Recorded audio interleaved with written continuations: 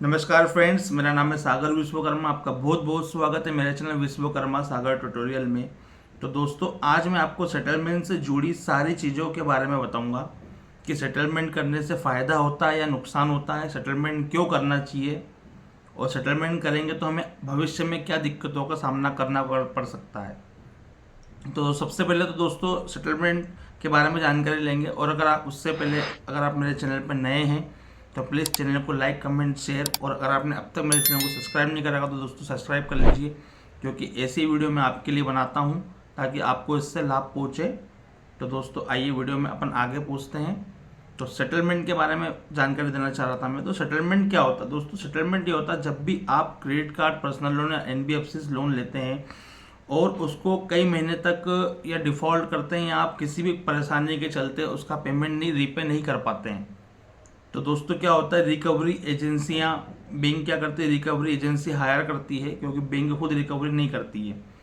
तो ये recovery agency hire करती है, आपको बहुत सारी प्रताड़ना झेलनी पड़ती है। जब आप ये सब सारी प्रताड़नाएं, कॉल वाली प्रताड़ना झेल लेते हैं, कॉन्टेक्ट लिस्ट वाली प्रताड़नाएं झेल लेते हैं, या आपके घर पे होम विजिट करने के लिए भी बंदे भेजते हैं ये लोग, आपकी गली में आके हल्ला गुल्ला, शोर वोर, आपका अपमान करना, है ना, आपसे ऊंची आवाज़ में बात करना, ये सब सारा आप हरासमेंट झेल लेते हैं। उसके बाद में आता है सेटलमेंट का ऑफ़र।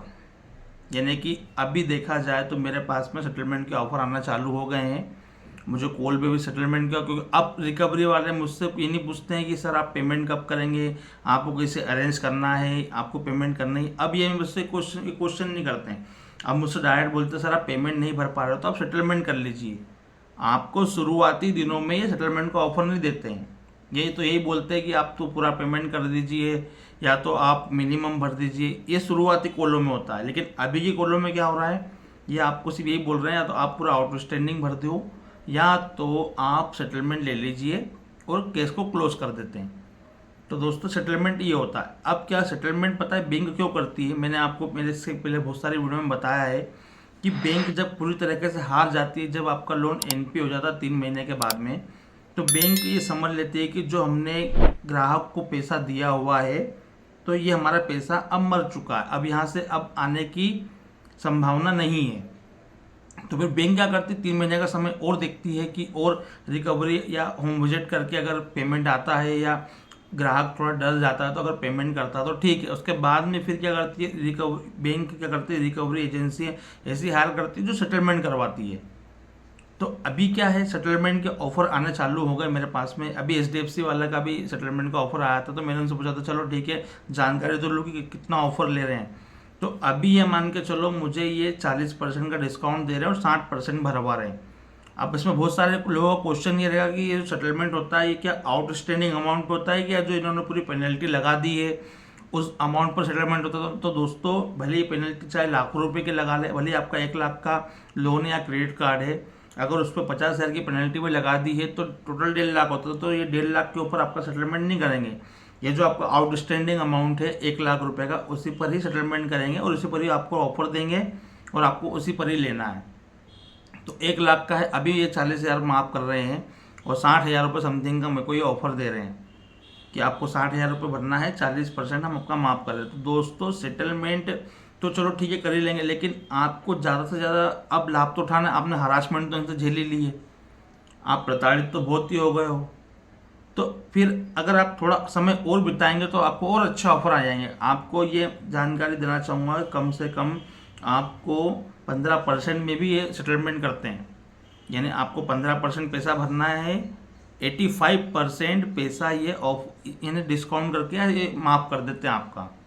तो आपको सेटलमेंट करने में जल्दी नहीं करनी है। अगर आप जल्दी करेंगे, आपके खुद से अगर आप ऑफ़र देंगे बैंकों को या रिकवरी वालों को ऑफ़र देंगे कि सर मुझे सेटलमेंट करवाना है और आप लोगों से पीछा छुड़वाना है, तो ये फिर ये समझ जाते हैं कि ये कस्टमर के पास में पैसा रखा हुआ है, कस्टमर नाटक कर रहा है या झूठ बोल रहा है, तो फिर इसको इन्हें आप लोगों को ज़्यादा ऑफर नहीं मिलता है। उनको ऐसा मालूम ही मत पड़ने दो। देखो अगर आप डिफ़ॉल्ट करो तो यकीनन ये मान के चलो कि आपके पास पैसा नहीं है। आप अगर सेटलमेंट भी करोगे तो किसी जोड़ जाड़ के आपने रखा होगा कि सेटलमेंट करके इनसे पीछा छुड़ा लेंगे, तो दोस्तों आप कम से कम आपको ऑफ़र नहीं मिलेगा। आपको ज़्यादा ऑफर चाहिए, तो उसके लिए आपको समय लगाना पड़ेगा। तो ये सब चीज़ें होती है। और सेटलमेंट करने के फ़ायदे तो ये हैं कि आपको इनसे पीछा छुड़ी आएगा और आपको अननेसेसरी की हरासमेंट नहीं झेलना पड़ेगी।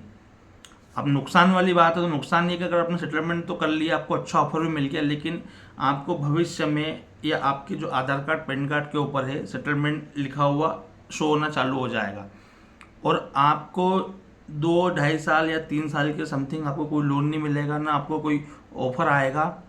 हालांकि ये क्रेडिट कार्ड वाले ऑफर तो आपको कॉल तो करेंगे, लेकिन क्या जब वो चेक करने बैठेंगे तो आपको उस पर आपका सिविल डाउन रहेगा तो नहीं हो पाएगा। आपको उसके लिए आपको और करीबन 2 साल का समय देना पड़ेगा। 1 साल के समथिंग आपको एक लोन लेना पड़ेगा हाई रेट ऑफ इंटरेस्ट पे, चाहे गोल्ड लोन हो चाहे मोटर का लोन हो। उसके बाद में एक लोन और लेना पड़ेगा, उसके बाद में आपका सिविल वापस जनरेट होगा, फिर आपको नए नए ऑफर आना चालू होंगे। तो दोस्तों सेटलमेंट करने से कोई दिक्कत नहीं है, फ़ायदे भी मैंने आपको बता दिया, नुकसान सिर्फ यही है कि आपको 2-3 साल आपका सिविल डाउन रहेगा। तो सेटलमेंट अगर आप करवाना चाहते हैं तो करवा लीजिए, लेकिन आप उसको जल्दीबाजी मत कीजिए। आप आगे से ऑफर मत कीजिए किसी को कि मुझे सेटलमेंट करवाना है। अगर आप आगे से ऑफर करेंगे तो वो समझ जाएंगे कि यार गरज इनकी है, तो गरज अपनी नहीं है, गरज बैंक वालों की है, क्योंकि बैंक वालों ने बहुत हरासमेंट करते हैं ये लोग। आप किस प्रकार की हरासमेंट झेलते हैं दिन में, अगर आप कुछ भी काम कर रहे हैं तुरंत फ़ोन आ जाता है, तो ये मोबाइल देख कर कि और बैक टू बैक कॉल आते हैं। अब एक बार अपन ने किसी को जवाब दे दिया, फिर दोबारा फिर उसी बैंक से फिर फ़ोन आ जाता है, फिर वो क्वेश्चन करता है, तो कितनी बार आप जवाब दोगे? एक तरीके का हरासमेंट है ये। उसके बाद में फिर आप कॉन्टेक्ट लिस्ट वाला को झेलो, अपने ये तो फ़ोन लगा ही रहे हैं, उसके बाद में ग्राहक लोग अलग अपने रिलेशन वाले अलग फ़ोन लगाते हैं कि भाई तूने क्या कर दिया यार, ये मेरे को फ़ोन लगा रहे हैं, मेरे को डरा रहे धमका रहे हैं, मैं नौकरी पाने वाला हूँ या इस तरीके से। तो रिलेशनशिप वाले भी अपने को फ़ोन लगाते, तो एक तो इनकी हरासमेंट झेलो, ऊपर से उनकी हरासमेंट झेलो। उसके बाद में फिर होम विजिट वाला फिर गली में आने लग गए, बिना बताए घर पे आ जाएंगे, हाँ भैया सागर जी हैं क्या, है ना। अब सागर जी तो भैया मार्केट में है या ड्यूटी करने गए हैं, अब घर वाले फिर फ़ोन लगाते बोले। तो देखो क्या है कि हरासमेंट हर तरीके की रहती है। अगर मैं रहता हूँ तो मैं तो वीडियो बना ही लेता हूँ। आप लोगों को भी कभी भी कोई रिकवरी वाला आए तो वीडियो आप इसलिए बनाइए, ऐसा नहीं है कि आप किसी को अन्य को दे रहे हैं कि देखो मैंने इस तरीके से वीडियो बनाया आप चैनल पर चला दो। यानी कि अगर आपकी स्वेच्छा तो आप मुझे दे सकते हैं, लेकिन वीडियो आप आपकी सेफ्टी के लिए बनाते हो। कल को अगर कुछ भी अनएथिकल चीज़ें होती हैं तो वीडियो एक एविडेंस के रूप में रहता है कि हाँ अपनी गलती नहीं है, सामने वाले की गलती है। आपका तो अधिकार है, आप पूछोगे ही पूछोगे। अगर आपके घर पे कोई भी आया, अनजान व्यक्ति कोई भी आएगा, तो आप उससे उसका पहचान पत्र वगैरह तो लोगे ना। अरे अपने बारे में तो सब कुछ उनके पास में है कि तभी तो अपने घर पर आए हैं, ऐसे उठ के तो नहीं आए किसी घर में। तो अपने को तो जानकारी होना चाहिए कि बंदा कौन है, कि यार इस नाम का बंदा है, लाओ भी आपका आधार कार्ड, ये तो आपका आईडी कार्ड तो दिखाओ।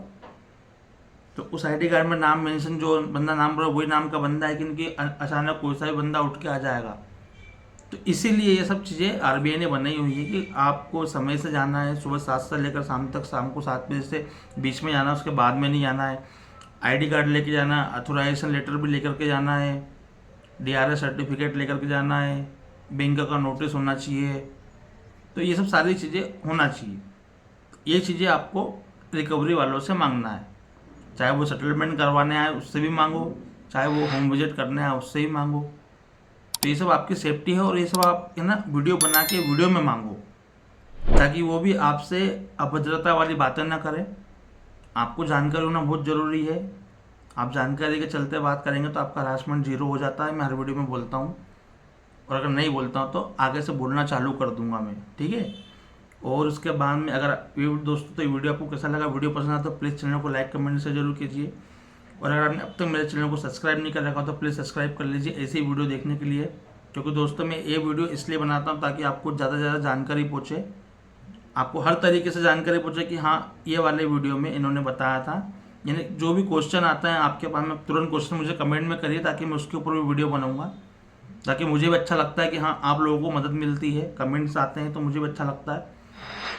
तो दोस्तों सब्सक्राइब जरूर कर लीजिए।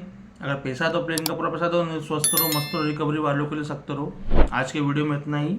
जय हिंद, जय भारत।